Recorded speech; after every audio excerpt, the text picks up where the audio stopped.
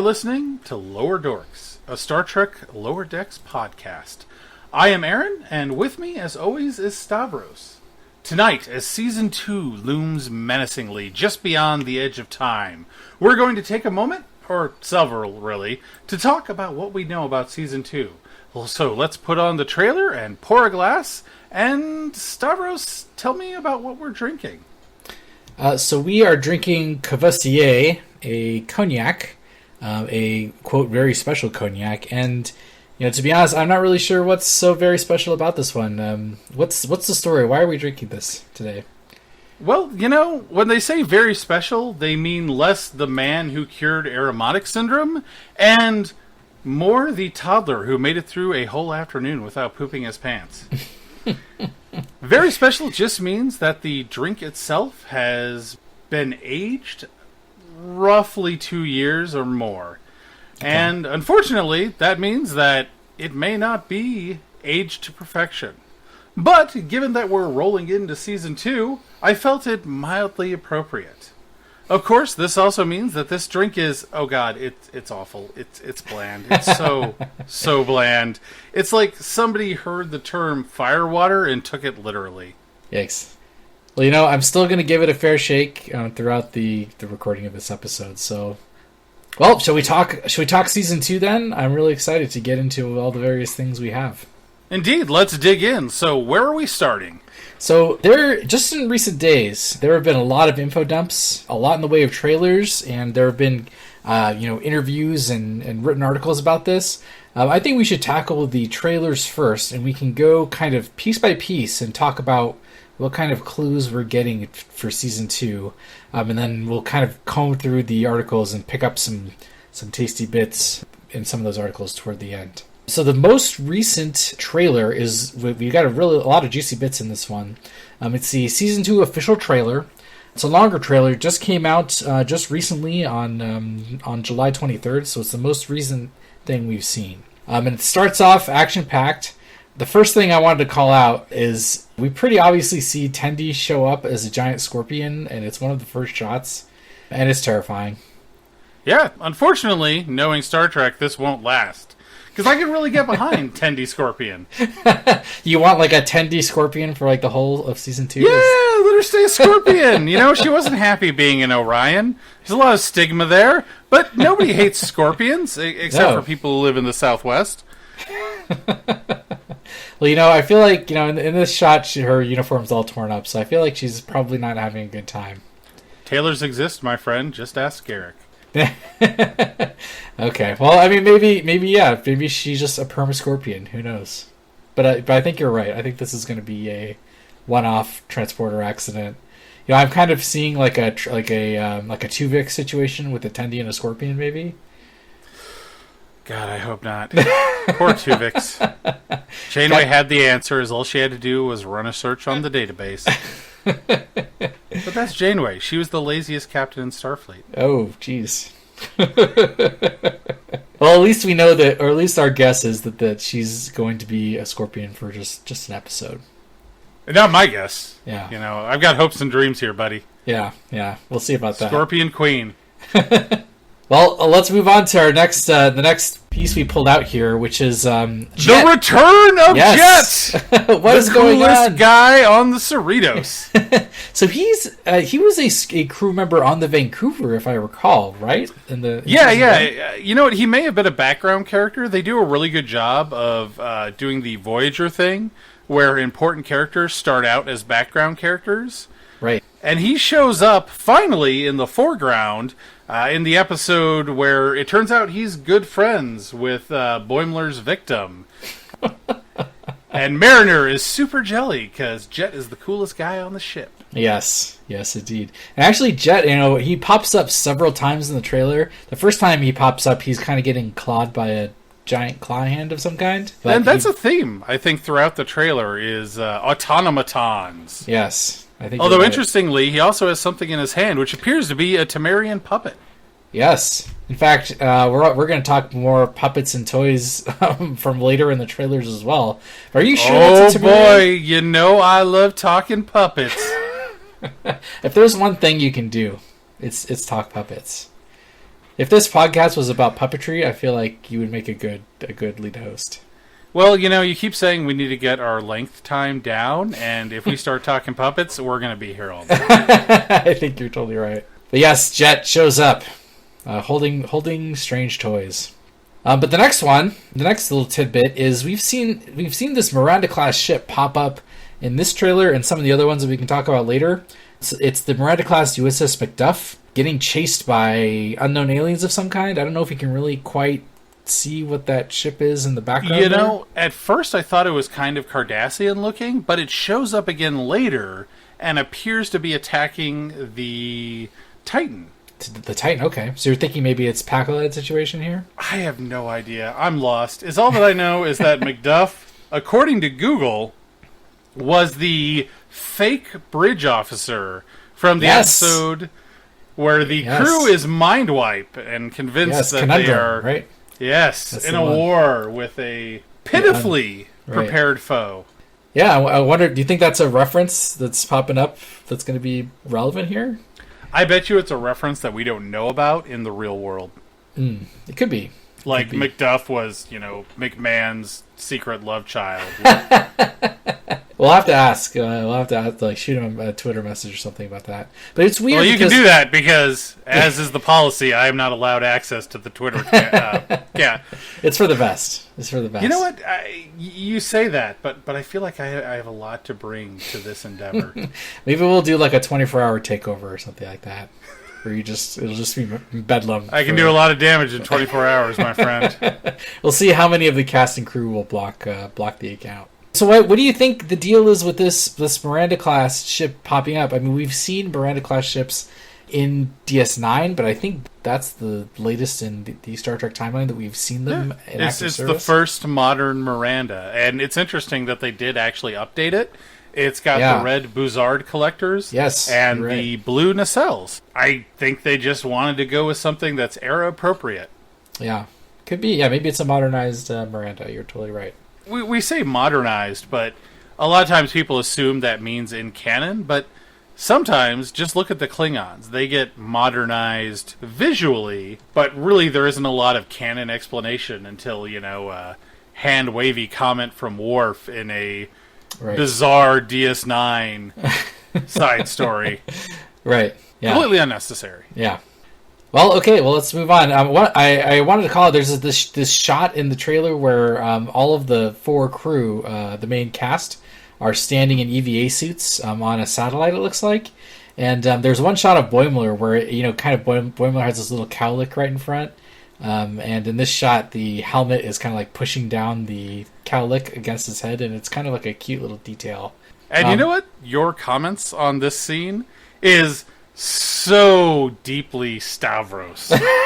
What does that mean? It is a hilarious scene about how we all matter, and then the Cerritos flies off into the infinity, leaving them behind. And you're like, my takeaway from this scene is Boimler's hair. I'm sure some poor animator or artist was like, I'm doing the right thing here. And you know what? His or her work is appreciated. I do always wonder how much of it is the animators and how much of it is instructions or storyboarding from the producers. Yeah. Hard to know. Hard to know without knowing more about their process. Actually, something else I want to bring up is, with Boimler, I mean, this is the first shot we've seen of all 4 of the, quote, main crew together. So obviously something happens where Boimler is thrust back either to the Cerritos or to work with the Cerritos crew. So and calling back to the previous trailers, Boimler doesn't seem the happiest man in the world in his new position. Not at all. And there's plenty of evidence in them that he winds up teaming up either temporarily or consistently with his former crewmates. Yes. I hope it doesn't mean he gets demoted, because then I'd just be sad. Yeah, demotions aren't a big deal. I feel like even talking to Mariner there. It's funny because later Tom Paris shows up. Yes. And Tom Paris was demoted. So That's I'm wondering if, Tom Paris and Boimler, are they the only 2 characters in Star Trek to be demoted? And then that we've seen on screen? Oh, no, Kirk. Kirk got that's demoted. Right. But he was from Admiral to Captain, and he wanted it. I think, doesn't Tom Paris get demoted either from full lieutenant to lieutenant junior grade or from junior grade to ensign? I have no idea. It's been so long since I've seen the episode with the Space Ocean. But I don't know. It could be. I feel like maybe Tom Paris and Boimler are space bros. They both have been kindred spirits. Yes, maybe they both experienced the demotion from. Well, if Boimler ever tries to put fins on the Cerritos, we'll know for sure. We'll find out. Well, let's move on. There is a shot of a large portion of what I think is the Cerritos crew. It's most of the bridge crew. You can see the back of Boimler's head. They're listening to someone kind of talking in front of a bunch of pods or something. Hard to tell what's going on, but there's some interesting things happening in this scene. You can see the back of Shax's head, who is, as we have talked about, completely alive. So is this a flashback? So it's unclear because they also show, and we'll talk about it in a little bit, the new security officer who is in the same shot. Oh boy! So what's going on here? Is there? Well, maybe that's when the new security officer came on board, and he's just getting promoted this season. Oh, that could be it. Yeah, that could be it indeed. So Shax has been like, well, we'll have to talk about new security man when we get there. Yeah, because since Shax retired in the last season, retired. He's still around. Yeah, everything's he fine. went to a farm upstate where he's very happy. Not to be confused with The Farm, which is in this show. Maybe he did go to the farm. Who knows? Maybe. It's impossible to say. But there's other stuff in this scene to unpack too, right? Yes. In fact, it's eagle-eyed people on the internet have also noticed this. But if you look very closely, this scene is watermarked with a Star Trek Lower Decks, the name of the show. And you can see the back of a cat person's head with kind of fin-like ears. And we've seen this race show up in the animated series. Of course, now there's multiple animated series. So the old animated series, which looks like a Kazinti. It's this cat people with like fish ears. Yes, a Zinti in a Starfleet uniform. Although, you never really know on the internet, but the story goes that due to rights conflicts with the Niven estate, they've never been able to use the Zinti again, despite their desires. So, I don't know. Maybe it's just going to be a throwaway visual gag that has no relevance, or maybe it'll matter at some point. Yeah, we'll have to see. I hope we see more of them, because that would be definitely be something cool to see. I am more interested in the retro sci-fi clad green chick who appears to be rallying the crew. Yes. Have we seen anything like her before? I don't think so. I kind of went through some... It kind of looks original series-y to me, and I kind of leafed through some alien looks. Well, I mean, that's your job. You do the research. I show up and talk into a microphone. But no, I did not see any. In fact, if any listeners out there do know if that's a reference, totally comment on the episode, and I'd love to know that. But it seems very original series-y to me, but I could not place it. But let's move on to a next shot. There is Tendi and Mariner showing up in a very like Las Vegas-y seeming area. Very prevalent in it is a place called Quarks, but it is definitely more colorful and flashy than the Quarks. Come to Quarks. Quarks is fun. That's right. Maybe Don't run. Yeah, I assume that he's expanded from DS9 in all this time, I suppose. You know, it's weird. Like, everybody is obsessed with Quark expanding. It shows up in the Gamma canon a lot, and the Beta canon. And it makes sense, I mean... The man not really. He was not a great entrepreneur. The only thing he has going for him now is the fact that Rom is the Grand Negus, but given that people like Lek exist, I highly doubt Rom would last long as the Grand Negus. Well, maybe that explains his expansion, if Rom is just funneling him money or something like that. Who knows? But we'll come back to this location later, because it may show up in some... I feel like it's referenced in the teaser. Yes, I think so.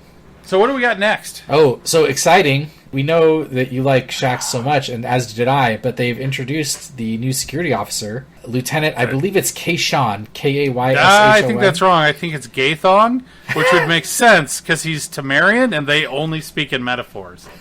And what would that be metaphoring, Aaron?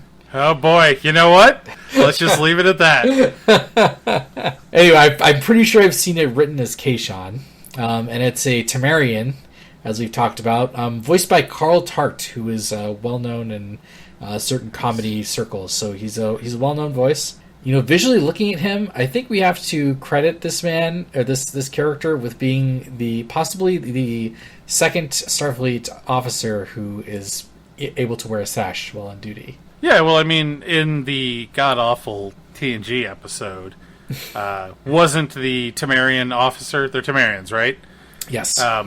Wasn't he wearing a knife on his chest? Yes, indeed. And I think it may have even been in a sash, so... Yes. And I think it was ceremonial. Yes, indeed. I think you're right, but it looks like in this case, he's gotten it strapped to his... He's got integrated it right into his uniform. Yeah, much like Bajoran earrings or Worf's baldric, which neither made any sense. I love the fact that, in the same series, Riker was trying to force Ro to not wear her earring, while at the same time letting Worf wear his baldric. Fantastic racism. Some people just don't like earrings. There's no earrings in Star... Maybe in the future there's more of a faux pas in wearing earrings. Who knows? Maybe it's just a turnoff for Riker, and he can't handle women in his chain of command not being sexy.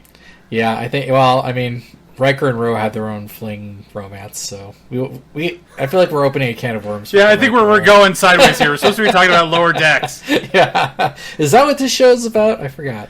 I feel like we have discussed this in the past. Okay, well, so at least here we have the new Temerian security officer. And he does crack a joke, a metaphoric joke that no one gets. So it'll be kind of like this show. The character is kind of like this show, where people will be making jokes and no one will get it, and then we'll just all move on with our lives. So terrible. All right, well, let's move on to the next shot of note. So we've got Mariner in a Cardassian place of some kind, and we've seen in another trailer, which we'll get to as well, there's this interrogation room that well known from TNG's Chain of Command. So it seems like this shot is from that same episode. Same outfits, female Cardassian, Yes. same lighting scheme. Yeah, I think you're right. So my question to you is, I mean, obviously, we don't know a lot about why Mariner's here, but why is Mariner wearing like a 90s workout outfit? I don't know why you find this so weird. Like, people in the future probably wear workout outfits, Like when they're going to Cardassian outposts and whatnot? Yes, because I'm sure she had an invitation. Hey, would you like to be interrogated by Cardassians? Arrive here at 9 p.m. and wear your best workout chic. Yeah, so it sounds like what we're saying is Mariner was just working out one day, and she's like, 90s workout gear is the way to go, and then Cardassians just kidnapped her, and then that's the episode. I feel like there's more to the episode than that, but I feel like that is possibly how she wound up in Cardassian custody. Maybe the Cardassians take over the ship. We don't know. Yeah, it could be. We have no But idea. I am looking forward to the return of the Cardassians. Yes, very exciting. Disappointing, though. I highly doubt we'll see one Elim Garrick or Gul Dukat, the best Cardassians, on screen. Well, never say never. Well, Gul Dukat's dead, so highly unlikely. Yes, well, for those of us that aren't zombie dead. Gul Dukat. I can get behind that. Well then, so moving on, there is another shot of Boimler, who is getting beamed back to the Titan, and there's another twin shot of this that's in one of the other shows that we'll talk about, but you can see that Boimler is not wearing a uniform in this shot, and he's kind of getting half beamed up and is screaming the whole time. I have to say, ever since, it's a quick side note, ever since Jack Quaid has told a story about being in a hotel room doing lines for Lower Decks, where he's just screaming like a maniac into a mic. I feel like this is the quintessential Boimler, Jack Quaid in a closet screaming scene shot. Just because it's taking forever to beam him up, and his scream is just fading in and out. It's hilarious. Well, at least as embarrassing as that story is, he has an excuse for why he's screaming random things in a hotel room. That's true. That's true. Come on, Stavros. It's never been late at night in a random hotel, and you're just screaming at the top of your lungs about nothing. Strangely, hasn't happened to me in a long time.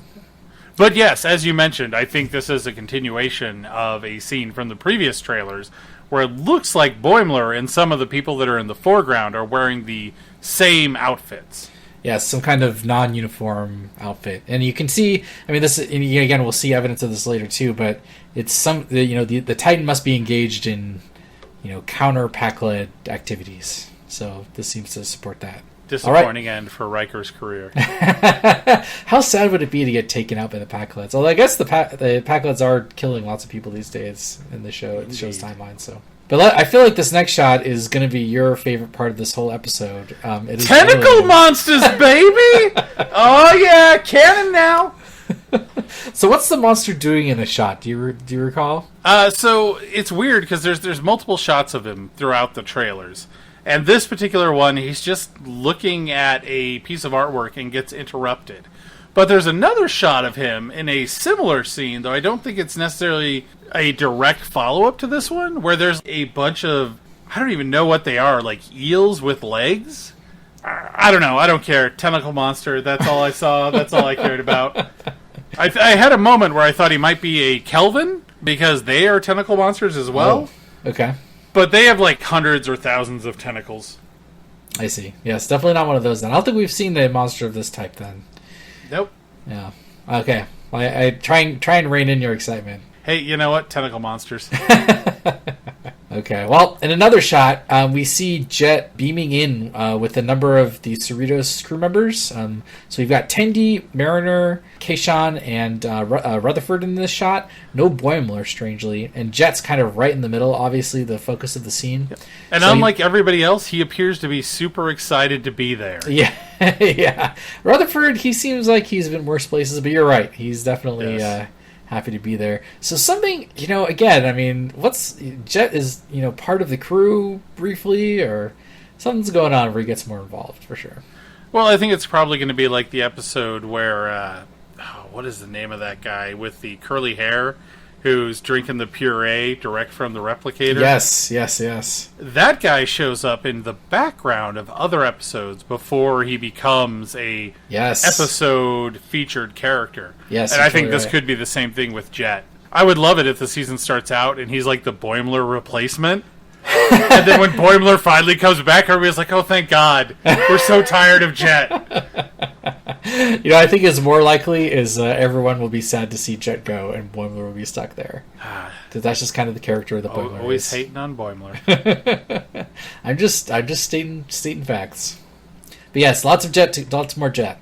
In another shot, interesting, we see Mariner and Tendi getting into it with some Nausicaans, and I think this is the first time we've seen them pop up on this show.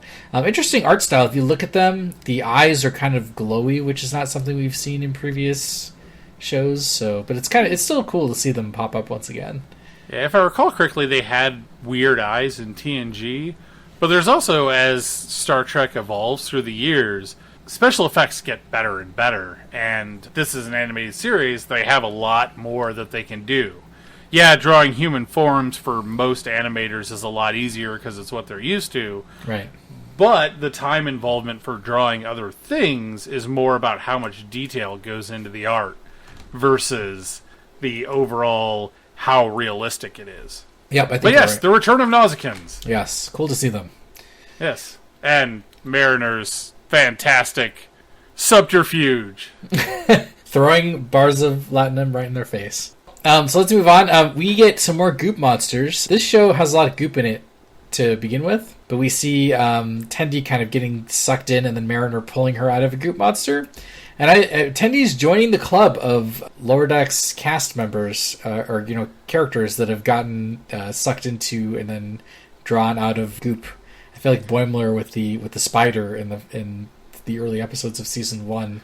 And Mariner actually calls it out. Oh, we've all been, eaten by a goop monster and attempting to comfort Tendi, and Tendi's just not having any of it. Unusual to see Tendi in a bad mood, to be honest.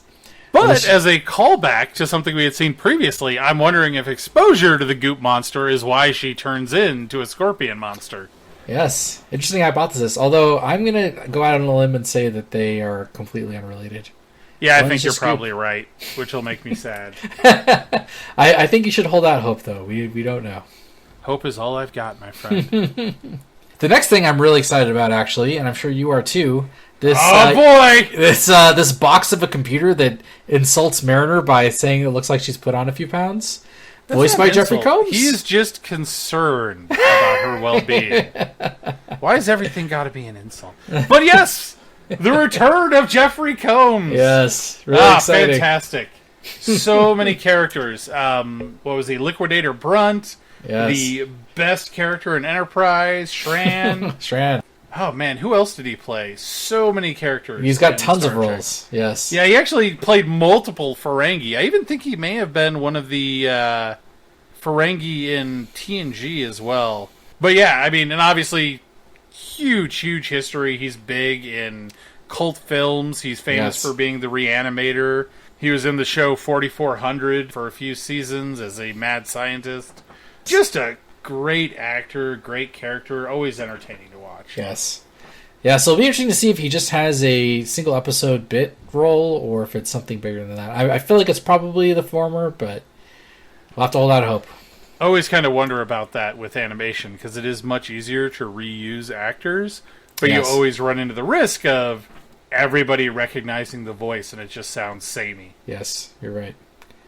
Okay, well, moving on to yet another spot by Jet showing up with Mariner, like kind of fighting off these weird, like, flying Roombas. Not really sure what they are exactly, hard to tell. But, I mean, this is like the third time Jet showed up in this single episode, or the single trailer, so... It's interesting, though, at least in two of the scenes, he is dealing with automatons. Here it's the flying Roombas, which have the same color scheme as Jeffrey Combs' evil robot. Oh, yes. The other one, though, they appear to be just like generic construction bots or something. So I'm wondering if that's going to be an episode theme. It could be, yeah. Or maybe it'll be multiple episodes. We don't know. Yeah. This something the or do you know, Stavros? Do you have insider info you're not telling me? You know, you will just have to find out what shows up in season 2 to see what I'm truly right about. But I think the next one is something that the entire internet is on fire about. It is the Tom Paris cameo. Robert Duck McNeil has signed on to do some... Wait, did you just call him Rubber Duck McNeil? I feel like with enough of this cognac, I probably did say that. Yes. But no, Robert. That's his Duncan name now. McNeil. You can call him Duck if you want, I guess. But Duck McNeil. But he is back in the form of a plate version of Tom Paris, which I think is supposed to be a callback to the 90s when there were all these weird TNG commemorative plates around. Yeah, the 90s were weird, dude. People loved their commemorative plates. Yes, and now we have them. The 80s too, and the 70s. It's really only our generation that stopped buying commemorative plates. Well, now they're back, and I believe they are putting real commemorative plates of Lower Deck style Tom Paris up for sale on the internet shortly. So you too can own a Tom Paris commemorative plate. I think you mean you too will own a Lower Decks commemorative plate. Yeah, I want to see how often I can just sneak them in. I'll just pull the plate out of the cupboard and I'll sit down with my family and see if anyone says anything. But that is a great scene that they stuck into the trailer. And it's also an interesting note that Boimler is back in the Cerritos-style uniform in that scene. Yes, and I think this is, what we've been talking about. Maybe he gets pushed back to the Cerritos. Or chooses to come back. Yes. Maybe it's too much for him. But yes, gosh, we're still on the first trailer. This is insane amount of the information getting crammed in here. But we we are a bit long-winded in our analysis. That's true. We talk for a long time, but say nothing. We're saying so much stuff, Aaron. Just like this next shot about the Titan fighting a Pac-led ship. And I realize that the Titan is Riker's ship and all that, but isn't the Luna class supposed to be a side ship? What's going on here? Why is it leading the fight against the Pac-leds? I guess the Voyager was also a side ship, so you can do a lot. I think they're also like exploratory ships, unlike the Galaxy, which was a bit more multi-purpose and diplomatic. And that may just be they're on the frontiers and they happen to get involved with the Pac-leds and suddenly have all this knowledge. Maybe they're just the experts in the Pac-led field. Yeah, that could be. Or maybe they're just the Johnny on the spot. They're the only ship in the quadrant, there you go. Said in the TOS movies. Yes. But the next shot's interesting. It's a close-up of what looks like Boimler's face, but he's got some Borg junk on his face. Yes, Borgler.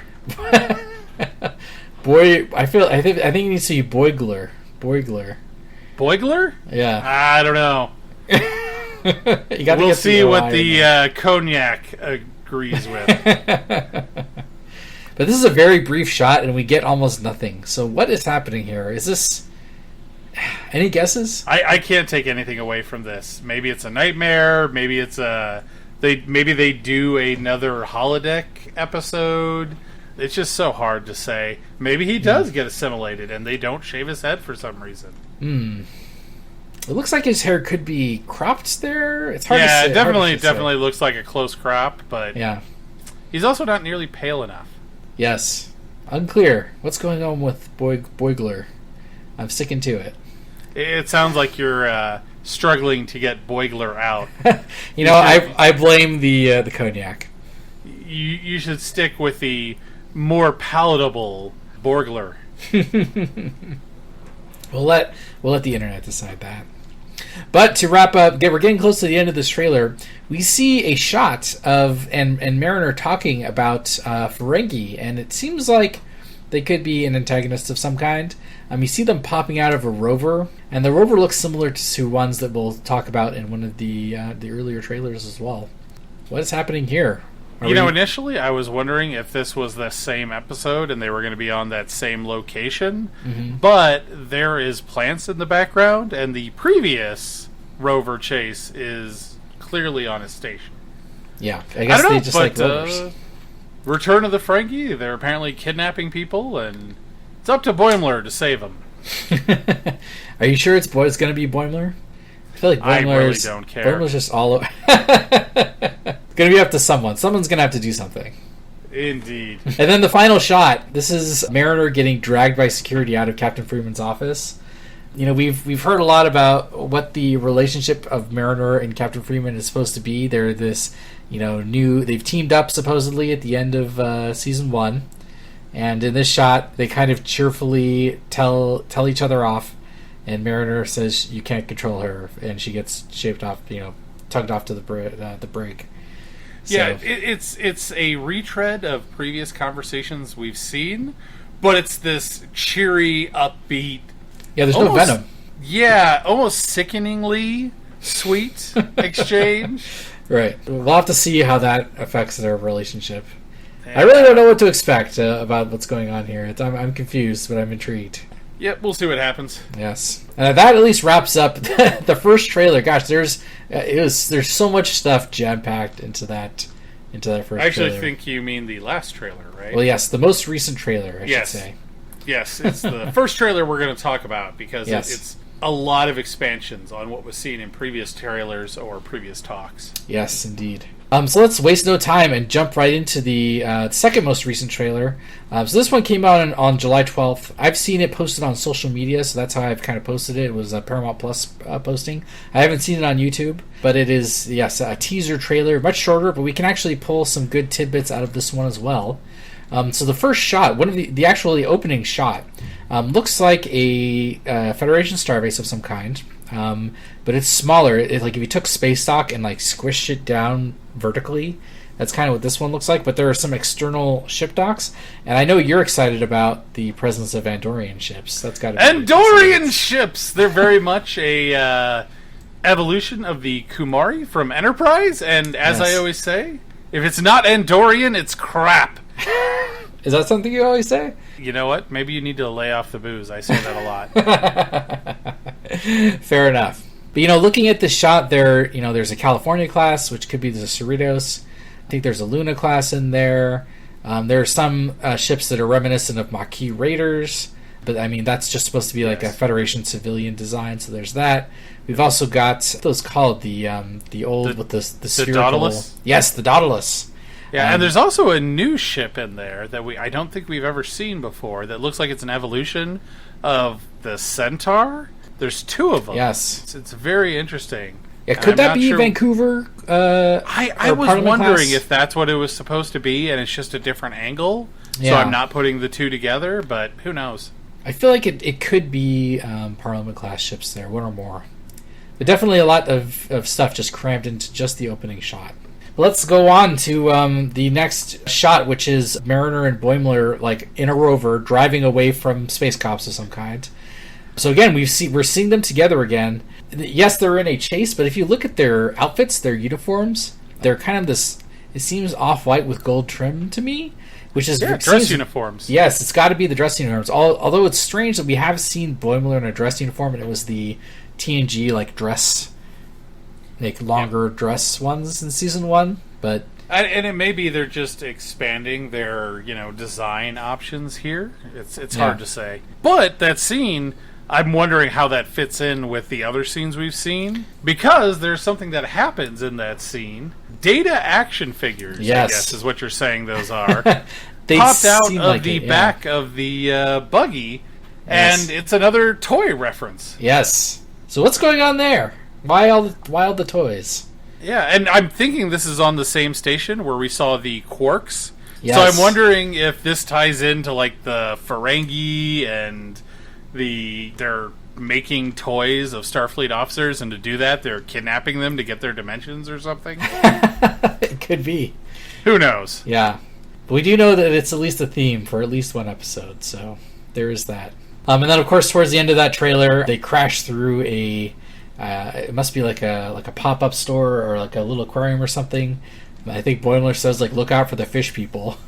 And of course we know we can recognize them as the Antedians from the TNG episode Manhunt.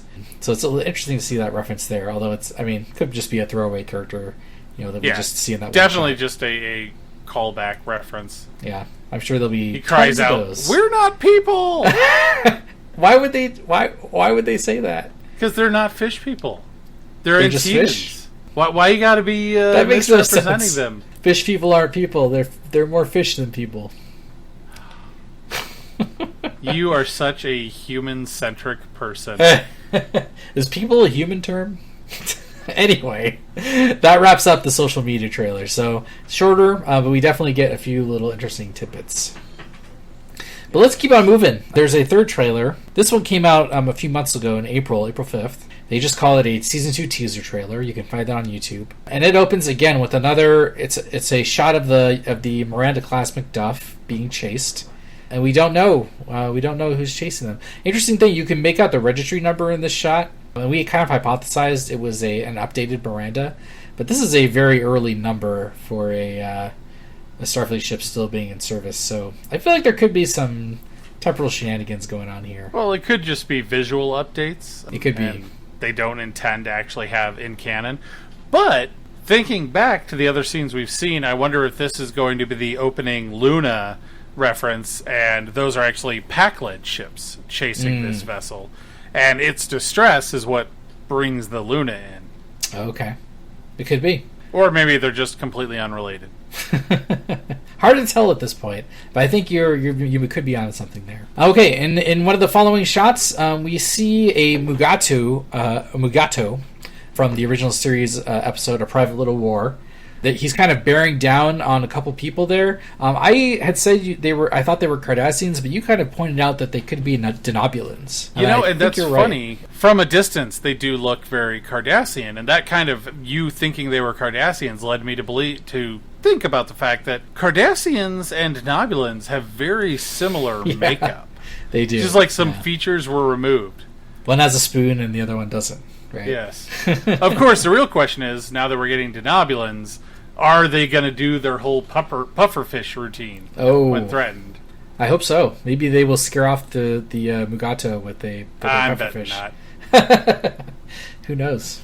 But there's not a lot of other context in this shot, so kind of impossible to say what's going on. But yeah, in a following shot though, we do see Mariner in some athletic gear, not the 90s athletic gear we talked about before, but Ambu Jitsu gear, which we've seen I think Riker and his dad wear in a TNG episode, The Icarus Factor. Yes. Again, still not connected to anything in any way, but it just seems to be a random reference. Yeah, it'll be interesting to see if that's a callback that is woven into the return of Riker this season, or whether it's just going to be its own thing.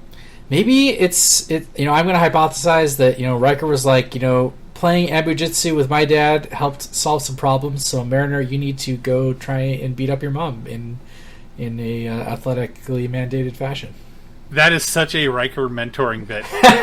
You got a lot of struggles here. You need to go beat up your mom. Yeah. It'll help you through everything.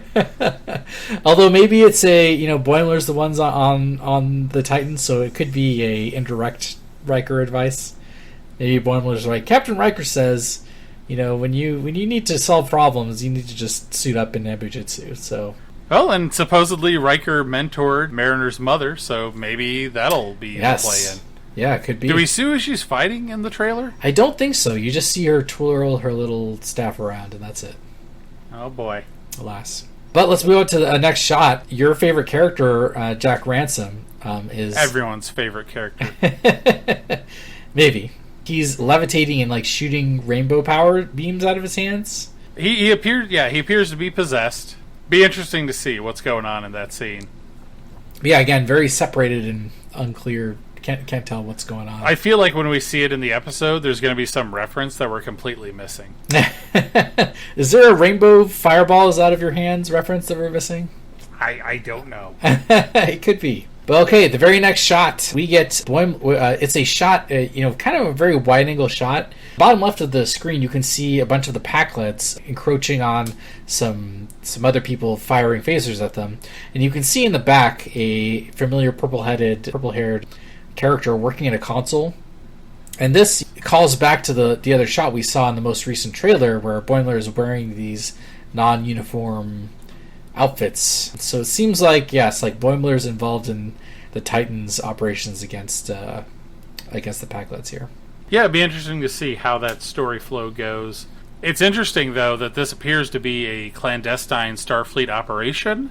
And right. Then in another episode, we get a callback to another clandestine Starfleet operation in the Four Lights episode. Yes, the very next shot. We're back to Mariner in the 90s gear, and you can see the Four Lights in the background there, which is awesome. Indeed. Chain of Command, one of my favorite episodes, and has my favorite captain in it, Captain Jellicoe. Wow, your favorite captain, huh? Uh-huh. Oh. Picard wishes he was half the man Jellicoe was. Oh man, yeah, we're gonna get off topic, but he had complete rights to change the way the Enterprise operated, and I feel like Riker could have taken some responsibility and done his job in a serious wartime situation. To be honest, yeah, that is definitely one of, in my opinion, the most misunderstood episodes of the TNG era. I guess we'll just have to see. Maybe they're gonna bring back a Jellicoe type character. Who knows? Or maybe they'll bring back Jellicoe himself. Yeah. Let's get a petition going. Anything could happen. It's Chief of Starfleet Operations, Jellicoe. Oh, boy. Wow. I can see it now. He'd probably be the one that promoted Janeway, though, so... Okay, well, so was that a smart move, then? We're getting off track now. Yeah, let's get back on track before I say things I'm going to regret. Okay. Well, that wraps up the three trailers that we've seen of the show. This is not a dream. We are transmitting from the year 2021. You are hearing this broadcast in order to alter the events you are hearing. So, Aaron, we had finished this recording a while ago, and like complete idiots, we were sitting on it to release at a later time. But guess what? In that time, in fact, just today on July 29th, they released a new trailer. A 2 weeks left social media trailer. I mean, you were sitting on it. I was all like, release, and you were like, everything in due time. And what a mistake that was. But you know what? If we're going to be thorough, we have to look at this trailer too. So let's look at some shots that came out of this 2 weeks left social media trailer. The first shot, the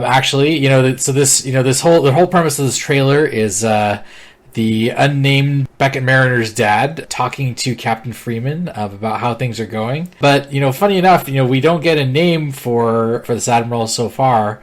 Admiral Mariner, maybe? It could be. In fact, it makes either sense. that or they just named their child some random last name.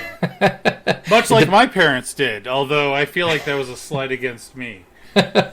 Maybe Mariner changed her name because she didn't want to be associated with either of her parents. It's impossible to say. But fun fact, from what I've seen on screen, I would not want to be associated with those people. Yeah, I can understand that. But yeah, this character, according to Memory Alpha, played by Phil Lamar, so it'd be fun to get Phil back. Yeah, did not see that coming, but not that surprising. Phil Lamar has a great range, so obviously a lot of potential there. Yes, indeed. But moving on to a second shot, we are seeing a California-class ship, likely the Cerritos, being grabbed by two giant space hands in front of an angry-looking face. And it seems to make sense. It would seem to follow if this large space being is Commander Jack Ransom after getting his rainbow powers in the other trailers that we've seen. Wondering what kind of situation we got here. Are we looking at a Gary Mitchell situation, or is this more of a Quaker situation? A Quaker, huh? Yeah, Q Riker, the best iteration of Riker. With his, you can't just snap your fingers. You got to do like the grandiose hand wave. He saves Crushers and murders pigmen. As all gods should. Yes. But speaking of gods, in this shot you can see, if you freeze frame, you can see the bottoms of the hands are kind of floating in free space. So, when you talk giant space hands holding starships, that makes me think of that original series episode with the giant space Apollo hand grabbing the Enterprise. Yeah, what was that episode? Who Mourns for Adonis? Yes, I think that is the name. Yeah, so it's either that or it's Andros from the Star Fox series. Don't really think that's likely, though. You know what? I'm not sure what I would put past McMahon at this point, so anything's possible. So on to the next shot. We do see a shot of Mariner getting shot in the face with quills from a flower. Nothing. It's hard to get any other context out of this scene, except we do see that it does remind me of those flowers that spurt spores at Spock in that episode, This Side of Paradise. Yeah. If you say so. I mean, I really don't see a connection, but then This Side of Paradise, an entirely forgettable episode. That's fighting words. Well, I mean, to people who like bad episodes. Indeed. Well, let's move on to the next shot. Actually, a lot going on in this very short shot. We have Scorpion Tendi, which we've talked about from some of the other trailers, watching a character who could be Boimler getting shot with food spurting out of a replicator. I say could be Boimler because if you look and take a closer look, you can see his hair is kind of not quite the full purple that we've seen. There's maybe some gray in there, and his upper body seems a little bit more buff than we'd come to expect from Boimler.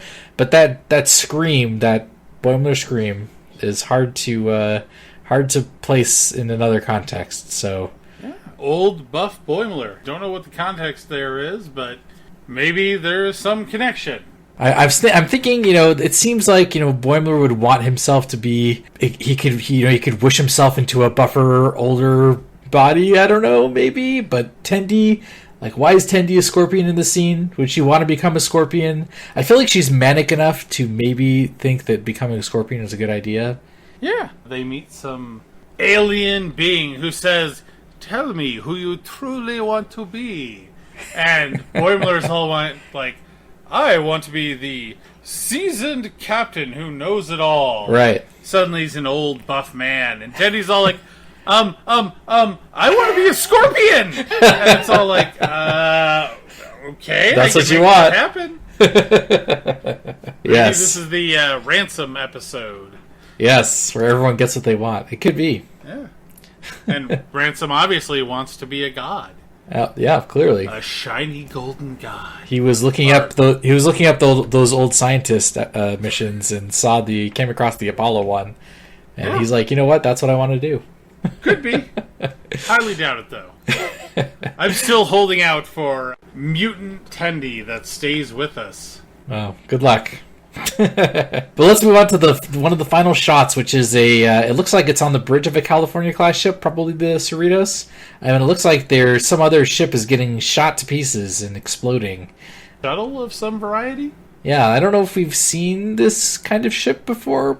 Probably. We'll have to keep an eye out and see who that ship belongs to. Don't think it really matters. Feels like a waste of time for a trailer. Yeah, completely. Yeah, ship's exploding, pretty lame, if you ask me. Yeah, you know what? I mean, nobody likes ships exploding. Definitely no one.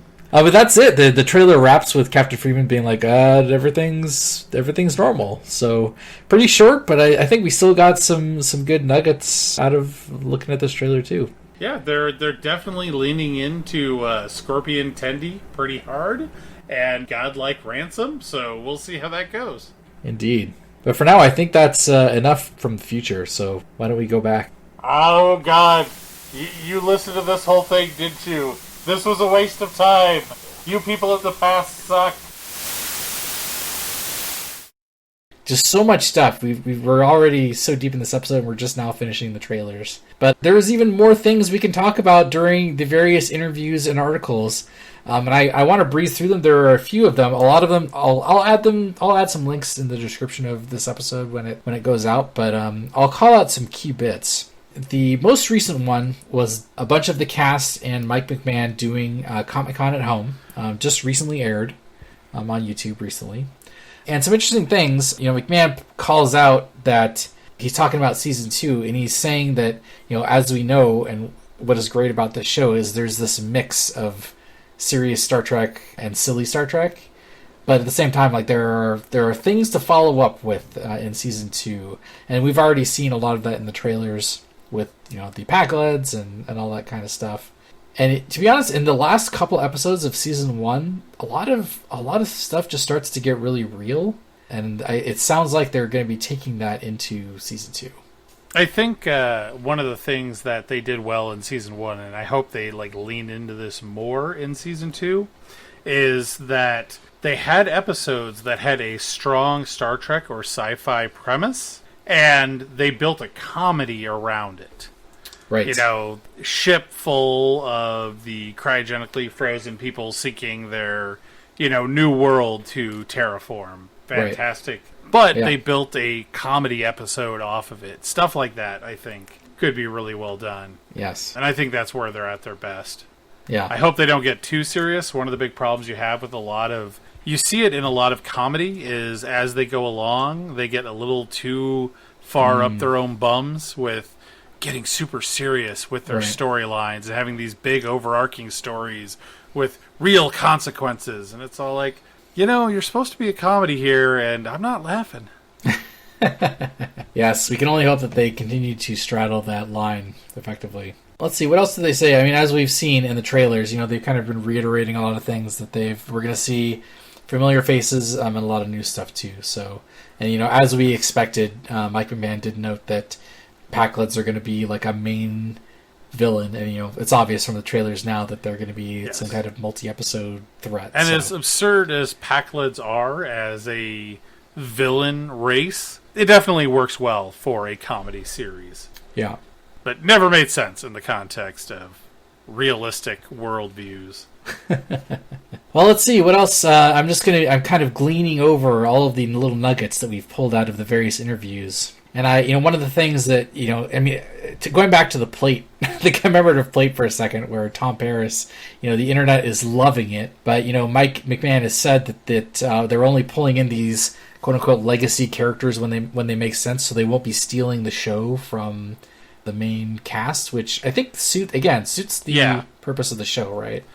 Well, and I think most series did that. They brought in characters from previous series to add a little interconnectivity, but there's always the risk of Voyager late seasons where you bring in Barclay and it's just like, this is a bit much. Yeah. It's too much of this character. Yeah, they've got such a gold mine with the characters they have, so hopefully they... And I think Rubber Duck McNeil was definitely a good choice.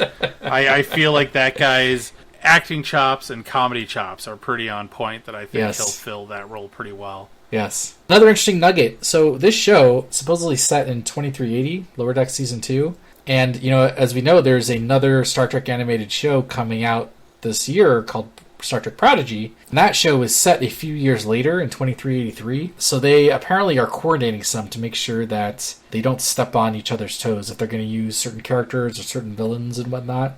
They are actively coordinating, so and to be honest, thank God, I don't want to see them, they're obviously different shows. I don't want to see them just tripping each other up unnecessarily.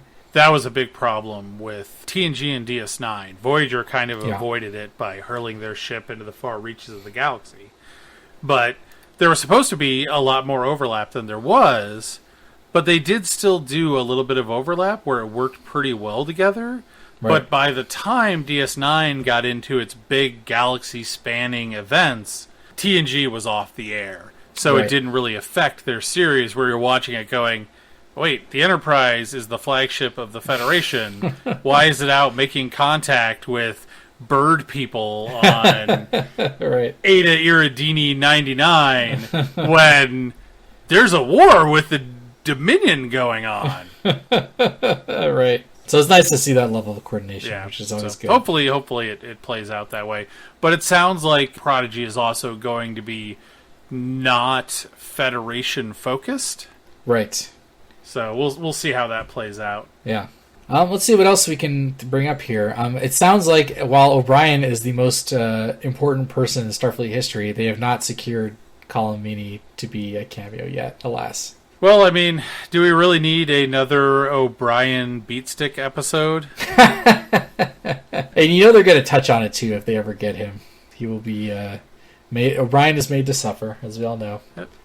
Well, last we saw of him, he was teaching at the academy, so yes, hopefully he'll, if he shows up, he'll be somebody's former instructor. Yes. Some interesting things about Boimler's character that we've kind of hypothesized already, but Jack Quaid has said in some interviews that obviously Boimler is having a hard time on the Titan, and he left without saying goodbye, as we know, so he's feeling it, and that's obviously something that we're going to see followed up in the show. So Boimler, and we kind of have already guessed that he's going to get pulled back to the Cerritos for some reason or another, so it'll be interesting to see what happens there. What else can we say? Mike McMahon has said in an IG interview that he's kind of modeling the start of Season 2 along the last couple episodes of Season 1. Interesting thing, in Season 3, like we just talked about, the last couple episodes are very, it gets, stuff just starts to get real. The stakes. Yeah, it's higher stakes, right? Epic. Yeah. I remember, like we talked about before, when that California class ship just gets annihilated when they go to warp, I was like, oh, they just killed a bunch of people. So it sounds like they're going to continue this higher stakes stuff, which is fine as long as they make the comedy work and it straddles that line. I think we're okay. An interesting bit regarding uniforms. We saw what we guessed are updated dress uniforms. We've seen those off the the diagonal shoulder Picard uniforms in the series Picard when they're having flashbacks. They're kind of the department color on the shoulder, but it's kind of a slanted look to them. It sounds like McMahon hinted that there could be some kind of connection with the current Cerritos uniforms and what's going on in Picard, because I think those Picard flashbacks take place, happen at around the same time. Oh boy, I should have prepared for this better. I do not know my Star Trek timelines. But it could just be another thing where that is the replacement for the standard Starfleet uniform that's going to replace the gray shoulders or something. Yeah, but it's cool that they're going to at least weave the canon together in some way there. Mike McMahon did say that he wants to do some kind of Boimler getting tested with new uniforms, which I think would be amazing, and would totally suit the Boimler character, but I don't think that's actually been slated. So, some other cool tidbits pulled out of an older Trek Core interview. The Packlet ships, they have a name. They're called Battle Harpies. Yes, I don't know why. I don't know what the logic is. Unless, does anything occur to you? Why? You know what? I just kind of wonder about the Packlets having harpies in their cultural lexicon. Are bird women a common thing? I don't know. The universe? Yeah, but do they have to? Yeah, I have apparently no idea. Parallel evolution expands to parallel mythology. Well, regardless, that's what their name is. I always love to hear what things are called. I don't know. We'll see if they even pops up on screen, but it's cool to hear what their full names are. Some other cool things popped by McMahon here. They're giving Tendi and Rutherford more screen time, which I love to hear because Rutherford's my boy. They're trying to say that there are 4 leads instead of the 2 leads and 2 sidekicks. Well, I always kind of got that feeling from the first season. It's very much the same dynamic of the old crew. You see certain officers a lot more just because they are the most senior officers. Right. But, the side characters are still the major characters. It's not just Picard and Riker. The rest of the bridge crew are also leads. Yes. So good to see that. And speaking of focus on other characters, you'll love to hear this. There is apparently a Billups episode along with a Dr. Tana episode. Well, one of those things I'm looking forward to. I'm not going to tell you which. Oh. I'll have to guess. I'm going with Billups. Damn you. Did you read my live journal? No, I just was there when we recorded the last episode. Yes, I'm glad we're seeing more of Billups. His interactions with Rutherford are fantastic. Yes. And one final bit pulled out of these interviews. Apparently, as of last year, and this interview was done last year, they came out and said they couldn't get Marina Sirtis for season 2. He specifically says no in this interview, but in the more recent interviews, they leave it more nebulous, like they're not sure if they can get her. So, I guess what we're getting out of that is they will probably go straight up Frakes, but there is a remote outside possibility that Troy will pop her head in from time to time, but it doesn't look likely. Troy is definitely a fantastic addition. Her and Riker's interactions are just so good. But you know what? They haven't done anything so far to lead me to believe that they rely entirely on their actors to carry the episodes. I feel like they've got enough writing and plotting and planning that regardless of who they can get, it'll turn out okay. Yeah, totally. But I know some people are really excited to get her back, but may or may not happen. And with that, I think we've covered. This is everything we know. We've scoured the internet. We've scoured the interviews. We've dissected the trailers. I think we've pretty much summarized everything that we can possibly know about Lower Decks Season 2. So what I want to talk about next, though, is, we've talked about everything we do know. What are a few things that we don't know that you're the most excited about, Aaron? I have a few things I want to know, but I want to know what you're hyped about. Well, obviously, Tentacle Monster, number one. Is that number one? Top of the list. Okay. Who is that guy? Oh, my God. What's he doing there? You know what? Is he going to get his own spin-off series? So what's your number one thing? My number one thing I want to know is, as we talked about in our Season 1 recap episode, Mariner, what's going on with her character, man? That's what I want to know. Her whole character is built upon her demotion and bad relationship with the captain, her mom. So, if she is getting along with her captain, or with her mom / captain, is that even a thing that will be possible with this show, or would it destroy her character? So I don't know, and I want to know. That is the big thing for me. So, going back to that, I think one of the big things that I'm seeing from the trailer, and I don't know if this is going to carry through into the series or not, is previously Mariner and her mother had two very different relationships. Right. They were adversarial. They were unhappy with each other. They didn't accept each other. And I feel like Season 2, they still have that adversarial relationship from what we've seen. Right. But it's more of an acceptance of the other person. And there's still that love there, right? But they've come to accept the other person, and they still want that person to change and grow and be a better person. But they've realized that individual has to do it on their own terms. I don't know. It just feels like a very realistic take on human behavior. Totally. That relationship. So yeah. We'll see if that carries through or whether it's just going to be all played for yucks. Yeah, we'll see. Either way, I'm going to be okay with it, I think. Well, what else do you have? I'm curious to see. Do you have more that you're looking forward to? So, we don't know anything about Boimler's return to the Cerritos. Yes. And I am hoping it happens fairly quickly, like by episode 3, and we have a moment where somebody calls out that they've returned to the status quo of Boimler and Tendi and Rutherford and Mariner on board the ship, and Mariner fighting with her mother, and somebody's all like, wait a minute, what's happened here? Everything was all crazy, a week ago, and now we're just back to normal? What is this, the Enterprise? That would be amazing. And yes, actually, that's one of my top things as well. Like, what's going on with Boimler? Why is he back on the Cerritos? We don't know. We see him back in the uniform. We see him in actually, he has many costume changes in all of the trailers we've seen. Actually, so He's become a regular fashionista. Indeed. So I want to know what's going on there. But you know what? If we knew all of these answers, there wouldn't be much point in this season. That's true. The last thing I really want to know is with my boy Rutherford. What so at the end of season 1, he loses his implants and has his memory loss, as you recall. I'm a little disappointed to see that he has his literally the same implant again. I was hoping for some kind of change there, but you know what? I think it'll be fine. He's still going to be amazing, and I want Tenderford, the best relationship in the show, to endure. They're gonna. I hope they get together. Brother Lips can suck it. Yeah, you know what? Ruther Lips, man, is going to be the winner in the long run.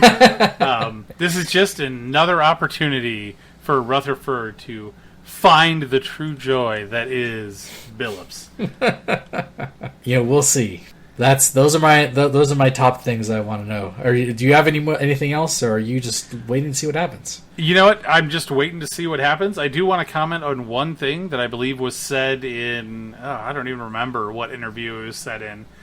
But apparently, Jerry O'Connell, your favorite first officer and mine, has mentioned that he really wants his character Jack to become the captain. Yes, I believe that was in the Comic-Con interview. You know what? And I just have one thing to say about this, Jerry, if you're listening. You had your shot, and you let the Sci-Fi Channel F it up. No more! Just read the scripts, Jerry! It's his own fault. I see how it is. Well, who knows? Maybe Jack Ransom will get his own ship one day, and then we'll see what you think then. Or, maybe he'll pull a Riker and just keep refusing it over and over again. Is he qualified, though? Well, everybody else will be standing around going, come on, Riker, you're standing in the way of my career. Or in this case, Jerry. Amazing. Well, what else do you want to talk about?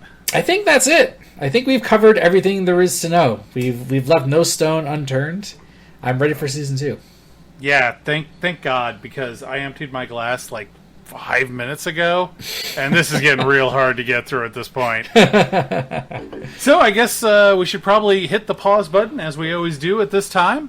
Let people know we're going to be back for episodic reviews to Season 2. You can always follow us on Twitter, @LowerDorks, for updates, or you can go on an adventure to collect DNA samples from across the galaxy and use their hidden code to construct your very own Stavros hologram. Ooh. But remember, keep those holodeck filters clean, kids. Someone has to change the filters. Might as well be you.